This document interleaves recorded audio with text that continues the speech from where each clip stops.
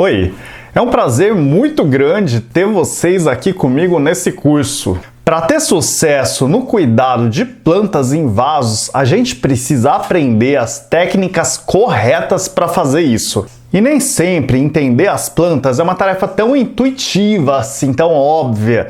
E aí, na tentativa e erro, a gente acaba dominando com os erros e logo a gente acaba caindo no desânimo. E aí, o cuidar de plantas pode se tornar uma experiência frustrante. Sem o conhecimento necessário, as plantas podem até sobreviver, mas dificilmente elas vão ficar lindas e saudáveis da forma que a gente espera que elas fiquem. E eu não poderia deixar de dar os meus parabéns para você por estar aqui hoje aprendendo com essa aula. Eu te garanto que em breve vocês vão notar resultados positivos no dia a dia com as suas plantas. Essa aula pode não ficar muito tempo no ar, então pega lá o papel e caneta para você anotar tudo de importante do início ao fim dessa aula, beleza? Você já se sentiu frustrado ou frustrada ao cuidar das suas plantas? Sabe quando aquela planta fica travada, parece que ela não vai para frente, nem vai para trás? E sabe aquela planta que parece até tá meio solta da terra, mesmo já fazendo um tempo que você replantou ela? Mas saiba que isso pode acontecer quando a gente rega do jeito errado. Ou sabe quando as folhas começam a crescer muito pequenininhas e não se desenvolvem mais? Ou então quando elas começam a ficar espaçadas demais, ou quando a nossa planta começa a ficar, em geral, fraca demais, ou então quando começa uma infestação incontrolável de cochonilhas farinhentas. E isso acontece muito frequentemente quando a gente deixa essa planta no local errado, na luminosidade errada para ela. E outros problemas, como plantas que murcham rápido demais, ou então que sempre tem problemas lá nas raízes dela. Isso muitas vezes está relacionado não só com a rega, está relacionado com a escolha errada do tipo de vaso, do tamanho do vaso, ou mesmo da escolha incorreta do substrato, da terra que vai dentro do vaso. Escolher os materiais certos para o plantio das nossas plantas em vasos é essencial para a gente ter plantas saudáveis se desenvolvendo bem. Nessas duas aulas eu vou ensinar para vocês muitas coisas que vão te ajudar demais. E você vai sair diferente delas, você vai ter uma transformação nas suas plantas em vasos. Nessa primeira aula, eu vou ensinar para vocês como que a luminosidade afeta as plantas. Também vou explicar onde deixar as suas plantas na sua casa e também como acertar nas regas das suas plantas em vasos. Eu sempre gostei de plantas, parte disso eu provavelmente herdei da minha mãe, que sempre teve muitas plantas em casa. Desde pré-adolescente eu comecei a ter e cuidar de várias plantas em vasos, mas eu confesso que no começo algumas plantas iam para frente, mas a maioria delas não ia muito bem não. Ou essas plantas murchavam, ou elas morriam, ou as folhas começavam a cair, ou amarelar demais, e eu simplesmente não sabia o que estava acontecendo com essas plantas. Então eu me mudei de cidade para cursar engenharia agronômica na Exalc, que é a USP de Piracicaba. Mas sabe de uma coisa? Para mim, o maior ensinamento da universidade foi o de aprender a aprender. Ou seja, me ensinaram a buscar informações e conhecimento, a observar o ambiente e as plantas, a entender os artigos técnicos, a testar e também a criar os meus próprios métodos. Agora, o erro, esse continua fazendo parte da gente mesmo depois da faculdade. Mas a experiência faz a gente fazer do limão uma limonada. Já um jovem adulto e morando em um apartamento, eu comecei a cuidar cada vez mais de várias plantas. Eu via lá as plantas em lojas ou supermercados e acabava comprando aquelas que estavam bonitas, que eu gostava e que estavam dentro do meu orçamento, né? Mas tem que confessar que era um erro atrás do outro, viu? Algumas morriam, algumas não iam pra frente, outras até que prosperavam.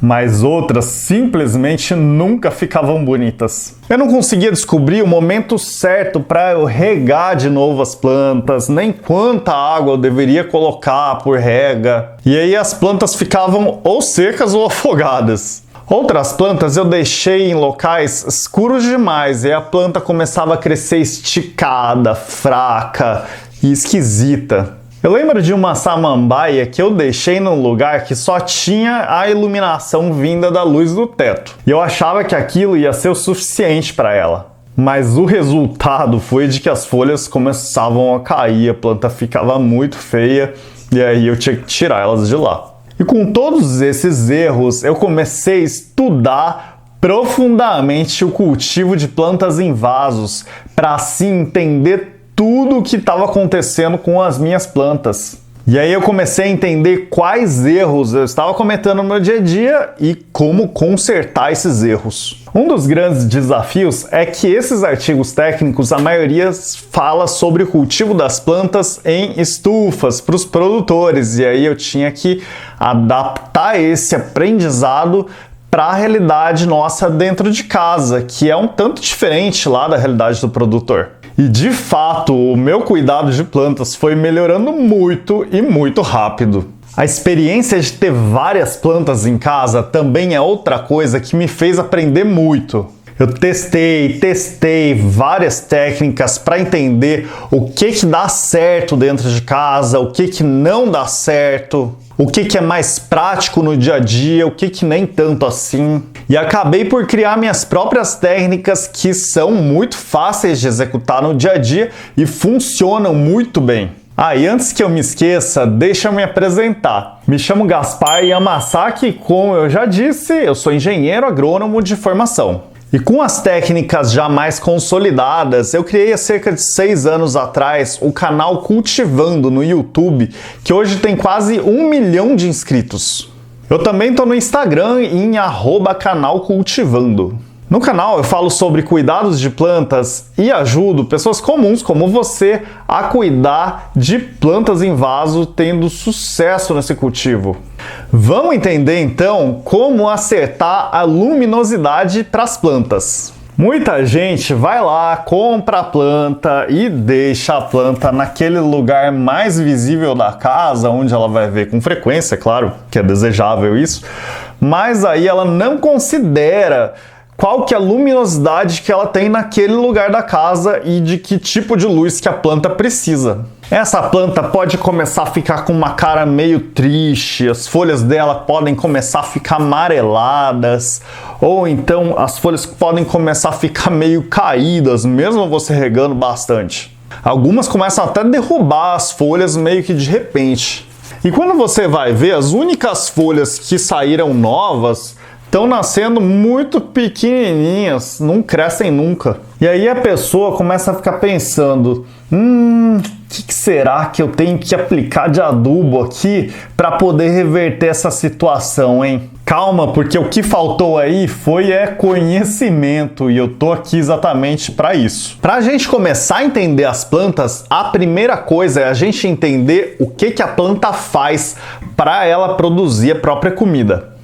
E absolutamente toda a energia que a planta tem para ela crescer e para se manter viva vem do processo da fotossíntese. Poderosa essa tal da fotossíntese, viu? Não se esquece dela não. A luz do sol bate nas folhas e aí dentro das folhas existe uma reação química entre a água que é puxada pelas raízes da planta e o gás carbônico que é absorvido do ar pela planta. E isso faz ela criar a sua própria comida e energia. Essa reação é um verdadeiro milagre, viu? E sem ela não existiria vida nenhuma para as plantas e nem para ninguém.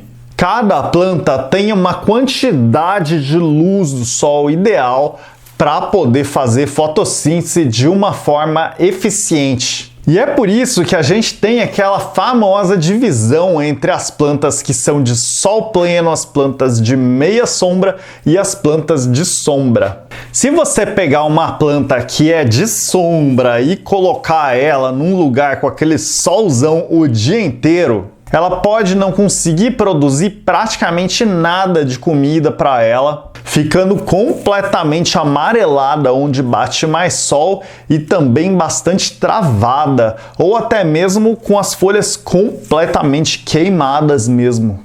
A planta ficaria simplesmente horrorosa mesmo. Aliás, a gente pode perceber que a planta está queimando pelo sol quando elas começam a ficar amareladas onde bate mais luz, ou então elas começam a ficar com manchas esbranquiçadas ou muitas vezes escuras. As folhas também perdem o brilho natural delas, ficam mais opacas. Já as queimaduras aí de sol, essas esbranquiçadas, são as mais óbvias mesmo.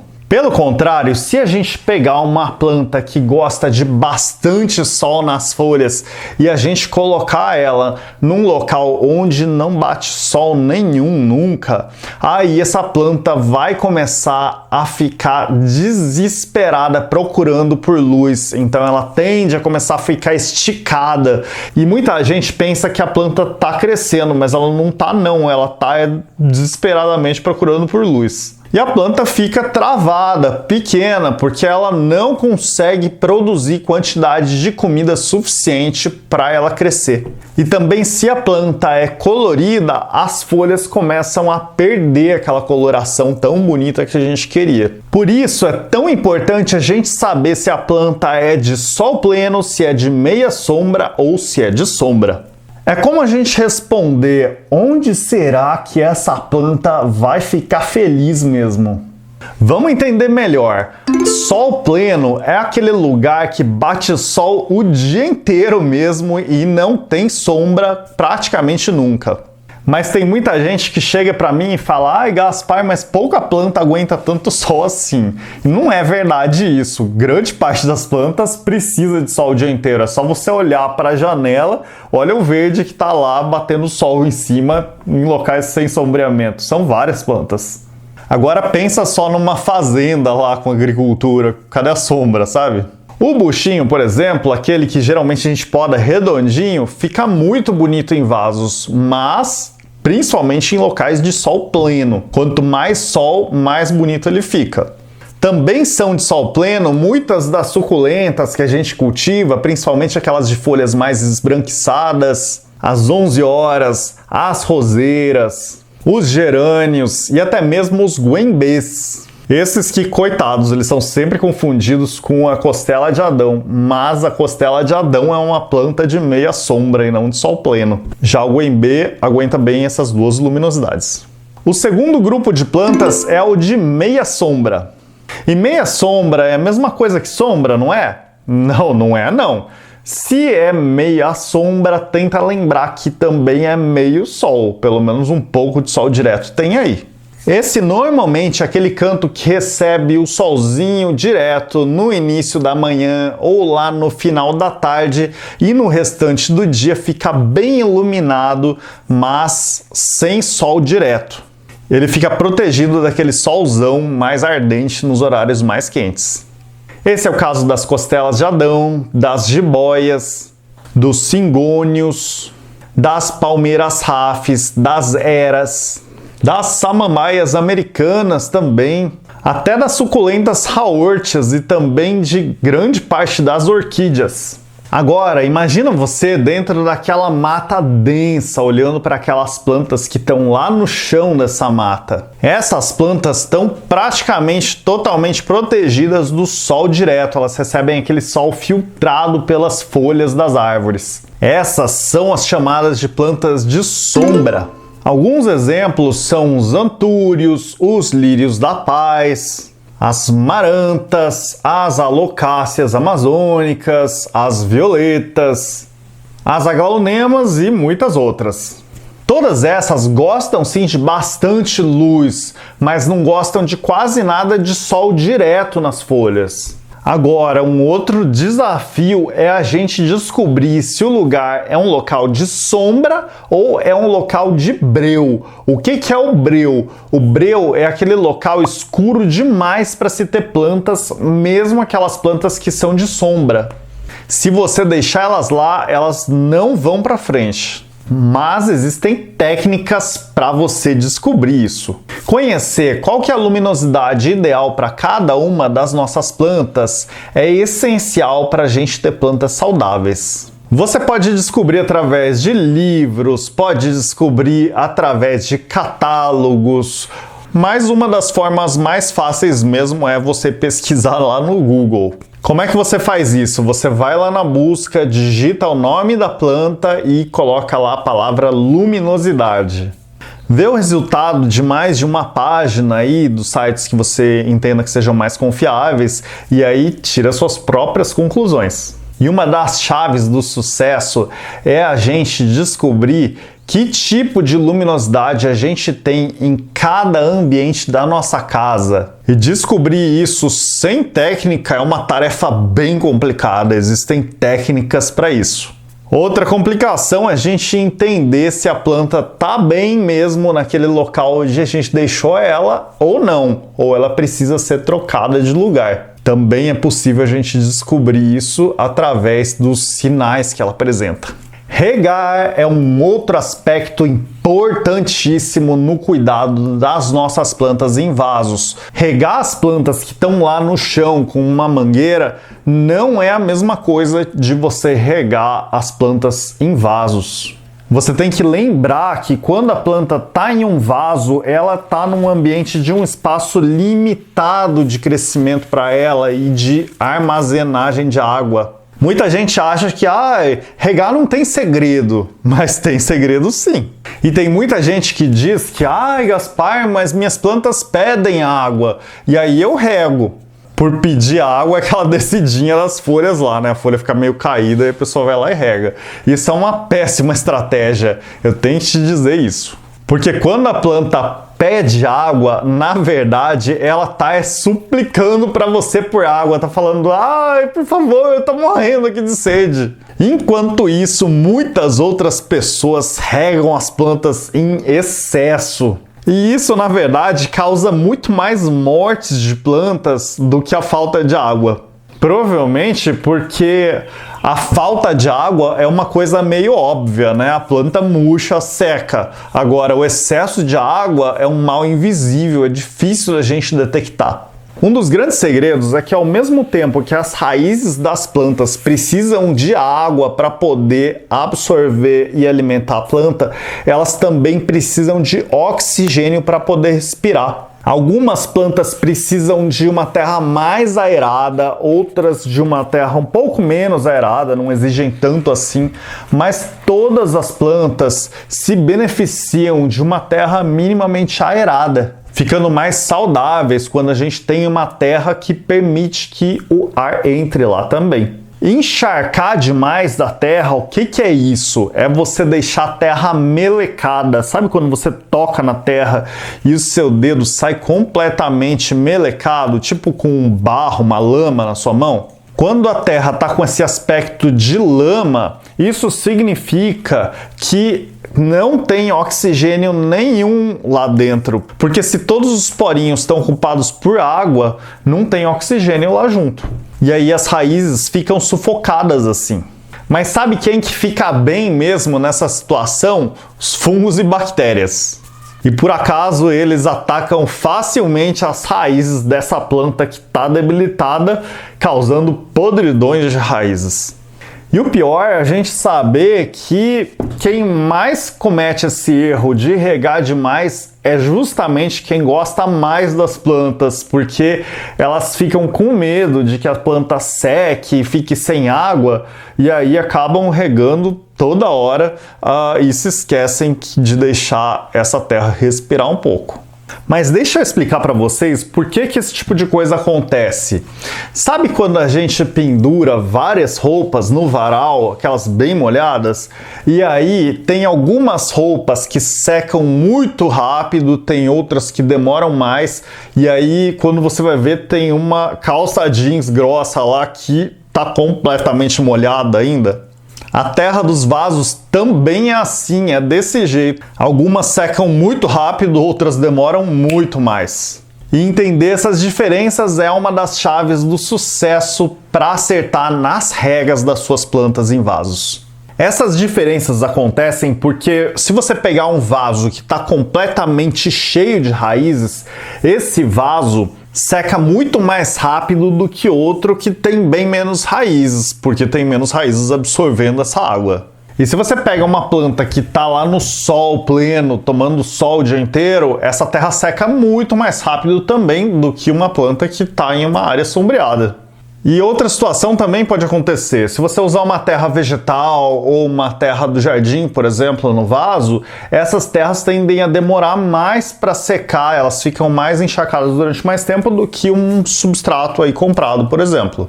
E um vaso de barro, por exemplo, seca muito mais rápido do que um vaso de plástico. Então você tem que entender essa diferença aí. O mais importante é você entender que a realidade de um vaso muda completamente em relação a outro vaso. E tem outras coisas que afetam muito mesmo as regas das plantas, porque olha, se você pega, por exemplo, uma planta que está em um pratinho de plantas, você deixar a água parada lá nesse pratinho, a planta sentada em cima dessa água durante o dia inteiro, é infelizmente um problema muito comum, mas muito comum mesmo. Tem quem acredite que esse pratinho serve como um reservatório de água e a planta vai puxando de lá aos poucos, como se fosse um vaso auto-irrigável. Mas a realidade é que esse reservatório de água aí só serve mesmo para deixar a terra completamente encharcada durante o dia inteiro. E também para produzir mosquito da dengue, né? E pode ter certeza, se tem água parada no pratinho, a terra está completamente encharcada e suas raízes vão apodrecer hora ou outra. Outro problema muito comum mesmo é as pessoas comprarem esses vasos aqui sem furos. Olha, esse aqui não tem furo nenhum, e plantar diretamente neles. Eles pegam, colocam a terra aqui e colocam a planta. E aí falam pra mim, ai Gaspar, mas é só regular a quantidade de água aqui, que aí não vai ficar encharcado, só você não colocar água demais. Mas só tem um detalhe mesmo, se você errar uma única vez nessa rega, a sua terra vai ficar encharcada aqui e não tem como você escorrer esse excesso de água, porque a planta tá direto aqui. Como é que você vai fazer? Vai virar? E pra gente errar e regar uma vez um pouco demais é bem fácil, né? É só a gente esquecer que regou aquela planta e acabar regando duas vezes a mesma planta. Ou então, se você vai viajar e pede lá pra sua amiga, seu irmão, sei lá quem, regar pra você, e aí ele acaba colocando mais do que você coloca normalmente. Ou mesmo você deixar a planta tomar chuva, né? E aí você já sabe, né? As chances dessa planta ficar muito ruim são muito grandes. Gaspar, então você está dizendo que não é possível cultivar plantas em vasos sem furos? Claro que não, é possível, é perfeitamente possível. Agora, eu recomendo fazer isso? Não, por causa do risco, mas é opção sua, né? O meu conselho é você pegar esse vaso bonitão aqui sem furos e usar ele de cachepô para esconder o vaso, para vestir o vaso, que pode não ser tão bonito assim que nesse vasinho de plástico. Olha, você pega o seu cachepô, coloca a planta dentro dele e logo você tem a sua planta bonitinha aqui. E além de você ter uma roupa sofisticada para o seu vaso, você também não precisa mais do seu pratinho para poder proteger seus móveis, porque o cachepô cumpre com essa função. Só tem que lembrar também de não deixar esse cachepô inundado, né? Mas cachepô é tudo de bom, né? Mas vamos lá. Olha, eu fiz tudo certinho, eu coloquei num vaso legal, eu plantei com um substrato ok, mas a minha planta, eu não sei, ela não tá gostando das regas que eu tô fazendo, as folhas estão com as pontas secas, a planta não tá tão bonita. Tem planta minha também que apodreceu as raízes, eu não sei mais o que fazer. Pois então, em primeiro lugar, entenda o que significa quando alguém fala que uma suculenta gosta de menos água e uma samambaia gosta de bastante água.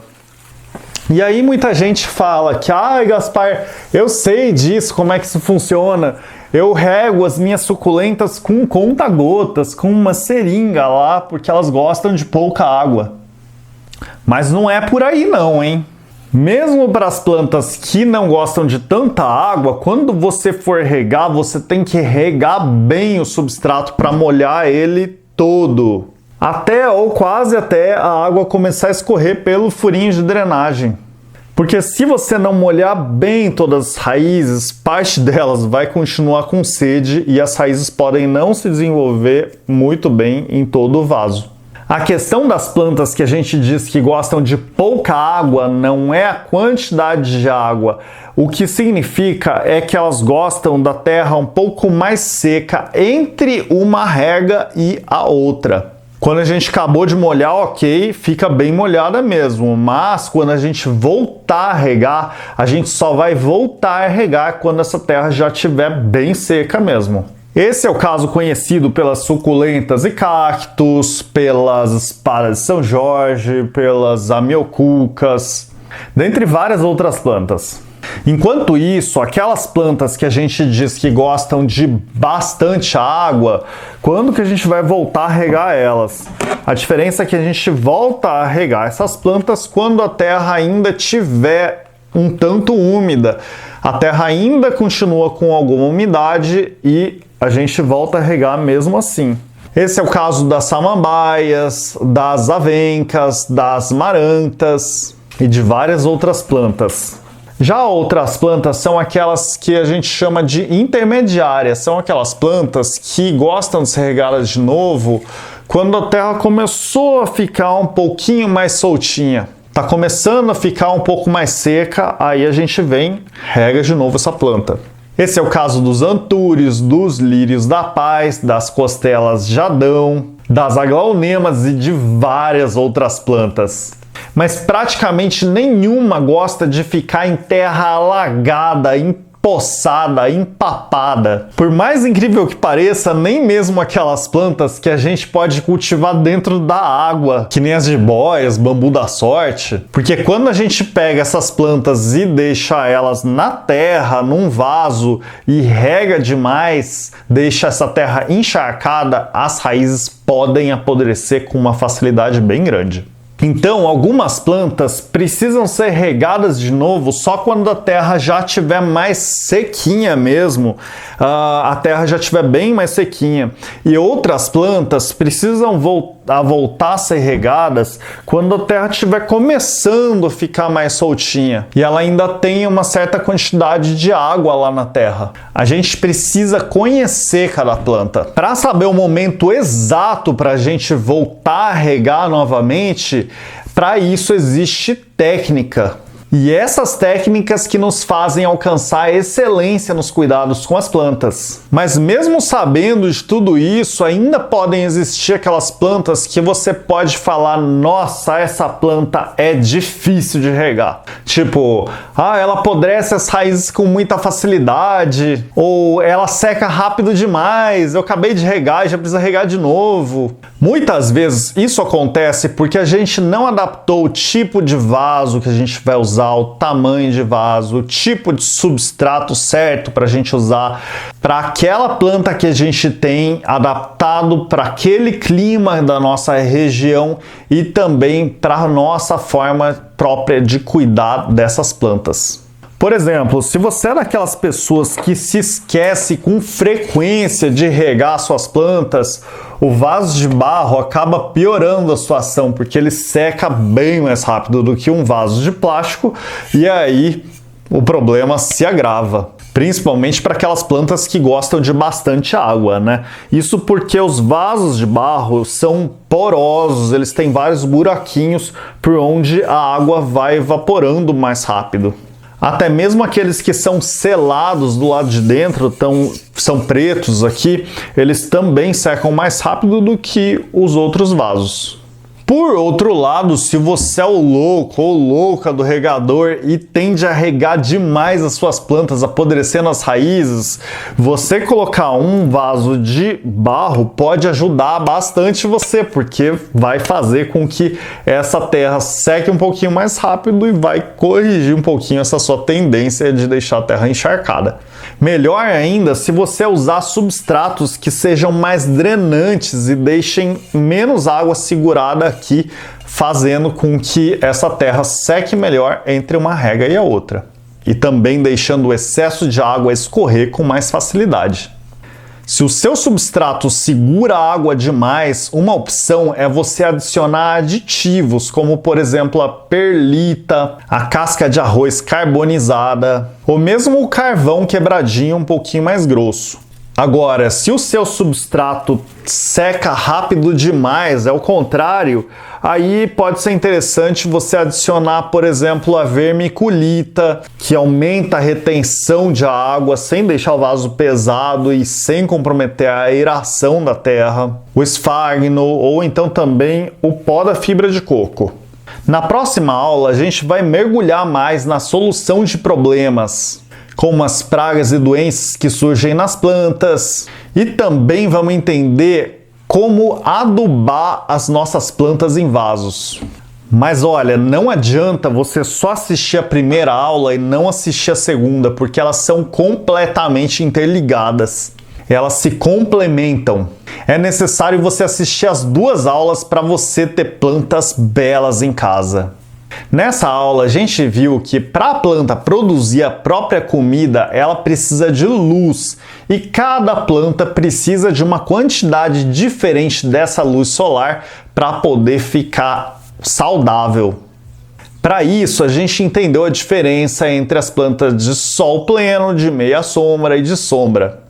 A gente também entendeu os grandes problemas que podem acontecer nas regas das nossas plantas e como regar as nossas plantas que gostam de mais ou menos água. E eu te convido a assistir a aula 2 desse curso, onde você vai aprender a resolver os seus problemas com pragas e doenças e como adubar as suas plantas. Um grande abraço para vocês e até a próxima aula. Tchau, tchau!